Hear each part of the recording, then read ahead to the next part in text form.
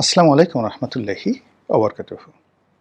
সম্মানিত দর্শক, প্রথমত আমি যে জিনিসগুলো জানছি বা বুঝতে পারছি এগুলো আপনাদেরকে জানানো আমার জন্য ফরজ।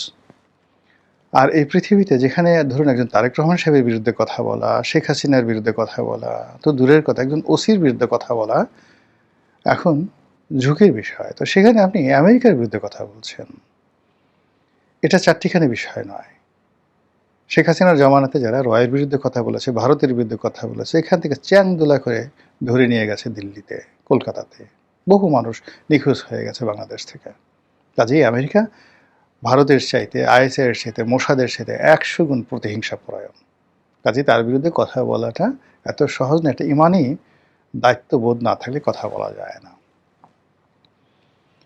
তো এই মুহূর্তে যেটি হলো যে আমেরিকা সাধারণত কি চায়, কি করে, এটার একটা বৈশিষ্ট্য আপনাদেরকে বলব। প্রথম হলো আমেরিকা বউকে মেরে ঝিকে বোঝায়।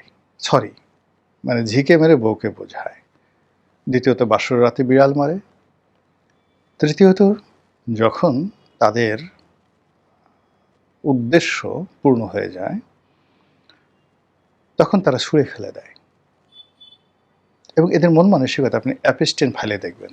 একটা শিশু মেয়েকে ধরুন, তারা ১২-১৩ বছরের একটা মেয়েকে সেই সুদূর আর্জেন্টিনা থেকে ধরে আনলো, সুন্দরী, ফ্রান্স থেকে আনলো, এমনকি বাংলাদেশ থেকে নিল। এরপর এরা ডোনাল্ড ট্রাম্প বা অ্যাপেস্টেন ফাইলে যাদের নাম আছে, বিভিন্ন দাদু ভাই, শান্তি ভাই, তাদেরকে দিল, তোমরা ভোগ করো। ভোগ করার পরে ওই মেয়েটাকে কুচি কুচি করে কাটলো, সেদ্ধ করলো, নাড়ি ভুড়ি বের করে ফেলো, জাল দিল, মাংস বানালো, আর ওই শান্তির দাদুদেরকে খেতে দিল। এই ঘটনা তো ঘটেছে আমেরিকাতে। This is American system. তারা যাকে ব্যবহার করে তাকে যেন আর দ্বিতীয়বার ব্যবহার করতে না পারে কেউ, সেটা তাদের সৈন্যবাহিনী হোক এবং তাদের বিমান হোক। এই যে ধরুন, তারা কয়েকটি কমব্যাট অপারেশন চালিয়েছে ইরানে। এর কারণ হলো অত্যন্ত সেন্সিটিভ কয়েকটি এয়ারক্রাফট ইরান ভূপাতিত করেছিল। ওই প্রযুক্তি যেন ইরানের হাতে যেতে না পারে, এজন্য তারা ঝুঁকি নিয়ে সেখানে তাদের সেই এয়ারক্রাফটগুলো তারা ধ্বংস করে ফেলেছে। এমনকি এই যে তাদের কয়েকজন যে পাইলট, তাদের কাছে অনেকগুলো কোড ছিল, অনেকগুলো যন্ত্র ছিল, সেই পাইলট তারা হারিয়ে গেছে। হারানোর পরে সেই পাইলটদেরকে তারা খুঁজে বের করেছে এবং যাদেরকে উদ্ধার করতে পারেনি তাদেরকে রক্ষায় তারা মেরে আসছে, যেন ইরানিদের হাতে পড়ে এই তাদের যে গোপন তথ্য না যায়। এজন্য আমেরিকা তার কোনো তাবেদারকে বাঁচিয়ে রাখে না। আমেরিকা তার তাবেদারকে কখনো ক্ষমতায় রাখে না। তার দ্বারা তারা সবসময় দুটো তিনটি গেম রাখে।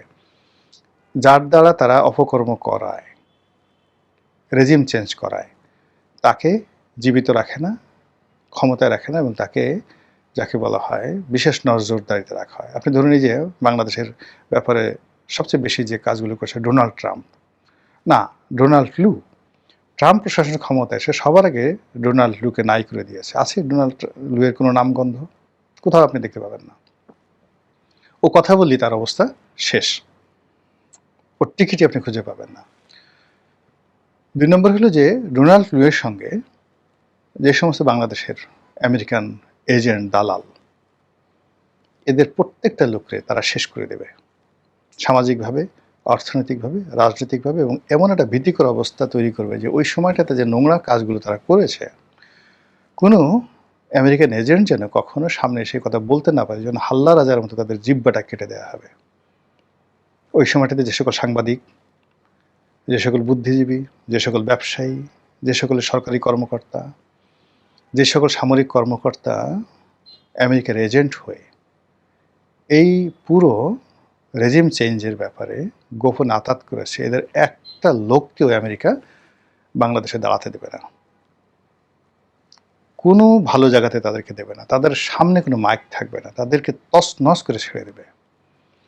এবং এর মধ্যে অনেকগুলো লোক, জাস্ট আমি বলছি, তারা তো আমেরিকার এই পলিসিগুলো জানে না। না জানার কারণে এখন তারা হয়তো কেউ আমেরিকা ছেড়ে ভারতের দালাল হয়েছে, কেউ হয়তো বিএনপির দালাল হয়েছে, কেউ হয়তো কোনো দালাল হয়নি, তারা এখনও আমেরিকার সাথে তাদের ভাবসাব আছে। কিন্তু আমেরিকা যেই দিন শেখ হাসিনা পতন হয়েছে সেই দিন ডোনাল্ড লু সহ তার যত সেট ছিল বাংলাদেশে প্রত্যেকটাকে তারা ব্ল্যাকলিস্ট করে ফেলেছে এবং এদের কাউকে দ্বিতীয়বার ইউজ করা হবে না। তারা নতুন মানে যারা করবে তাদের জন্য নতুন রিক্রুটমেন্ট তারা করবে, আর পুরনো যেগুলো আছে ওল্ড হ্যাজার্ড তাদের সবাইকে তারা কোরবানি করবে, কুচি করবে, নির্বিষ করবে অথবা আতঙ্কে তাদের ডায়াবেটিস বানিয়ে দেবে। এই জন্য 80-র দশকের একজন মার্কিন এজেন্ট, একজন মার্কিন দালাল, একজন মার্কিন সিআইএর এজেন্ট আপনি কাউকেই বাংলাদেশে খুঁজে পাবেন না। তারা নেই, নামগন্ধ নেই, কেউ জানেন না। তো এখনও এই যে জুলাই আগস্ট বিপ্লবের সময় যে সকল আমেরিকার সঙ্গে যাদের দহরম মহরম হয়েছে এবং যারা আমেরিকার টাকা খেয়েছেন, যারা আমেরিকার টাকা খেয়ে বগল বাজিয়েছেন, তাদের সবার কপালে শনির দশা ঘুরছে। এই গেল এক, এটা আমেরিকার চরিত্র সারা দুনিয়াতে। 2 নম্বর হলো যে তারা কতগুলো স্বার্থ আদায় করার জন্য একটা সেট দাঁড়া করায়, ফার্স্ট সেট। এখন এখানে ফার্স্ট সেট কি ডক্টর মোহাম্মদ ইউনূস না বিএনপি? This the things. তারা প্রথম সেট যাদেরকে দ্বারা এই টার্গেট ফুলফিল করে, ফার্স্ট ইনফ্যান্ট্রি যাদেরকে প্রথম পদাতিক, এটাকে তারা সরিয়ে ফেলে তারা করে কি দ্বিতীয় বা তৃতীয় টায়ারে তারা কাউকে পছন্দ করে এবং সর্বশেষ তারা ঘুরে ফিরে পুরনো প্রেমিকের কাছে ফিরে যায়। যেমন আফগানিস্তানের তালেবান তাদের সৃষ্টি, এই তালেবানকে আবার তারাই ধ্বংস করে এখানে হামিদ কারজাই এনেছে, আশরাফ থানি এনেছে, পাকিস্তান এনেছে, ভারতকে ওখানে জায়গা দিয়েছে এবং শেষমেশ সবাইকে তাড়িয়ে আবার সেই তালেবানদের হাতে ক্ষমতা তুলে দিয়েছে।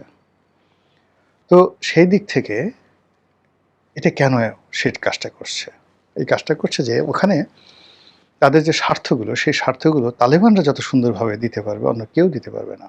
আর বাকি তালেবানদেরকে তারা বুঝিয়ে দিয়েছে এবং তালেবানরা যদি এই কাজগুলো করে, একটা ট্রু শব্দ করার মতো যে প্রতিপক্ষ, এটা তারা আমেরিকানরা রাখেনি।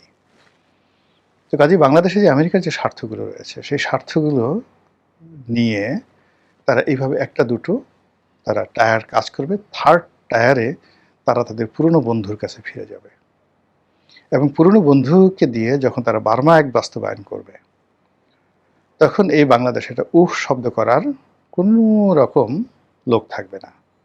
আর তাদের পুরনো বন্ধুদের যে দেশপ্রেম ছিল, যে কথাবার্তা ছিল, যে সকল ইগো ছিল, সব কিছু মানে রীতিমতো তাদেরকে ইলেকট্রিক শক দিয়ে একটা মানুষের যেমন মেরুদণ্ড বোন ভেঙে ফেলা হয়, ঠিক সেইভাবে তাদেরকে এনে ওইভাবে তাবেদার তৈরি করে তারা পুরো বাংলাদেশকে ইস্ট ইন্ডিয়া কোম্পানির মতো শোষণ করতে থাকবে। এবং যখন তারা কোনো একটা দেশকে এইভাবে টার্গেট করে অ্যাটলিস্ট 50 ইয়ার্স তাদেরকে শোষণ করে, বাংলাদেশের প্রথম এবং প্রধান যে শক্তি সেটা হলো জনশক্তি।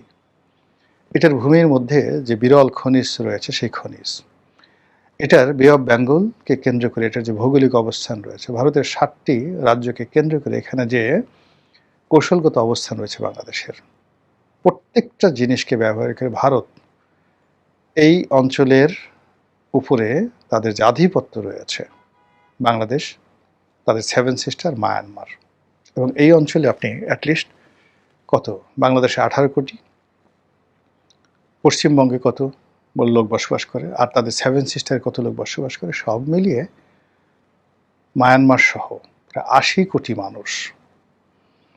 এই 80 কোটি মানুষের একটা বিরাট অর্থনীতি, রাজনীতি, এই সংক্রান্ত মার্কেট এবং এই সংক্রান্ত জনসমর্থন এবং এই সংক্রান্ত 80 কোটি মানুষের উপর যদি আপনার একটা পলিটিক্যাল আপনার পাওয়ার থাকে, আপনি পৃথিবীর বহু অঞ্চল শাসন করতে পারবেন। এই বাংলাদেশকে যদি আপনি নিজের অধিক্ষেত্র বানান তাহলে এর সারাউন্ডিং 80 কোটি মানুষ, কল্পনা করতে পারেন? পুরো মিডল ইস্টে 80 কোটি মানুষ নেই, মধ্যপ্রাচ্যে একত্র করলে 80 কোটি মানুষ হবে না।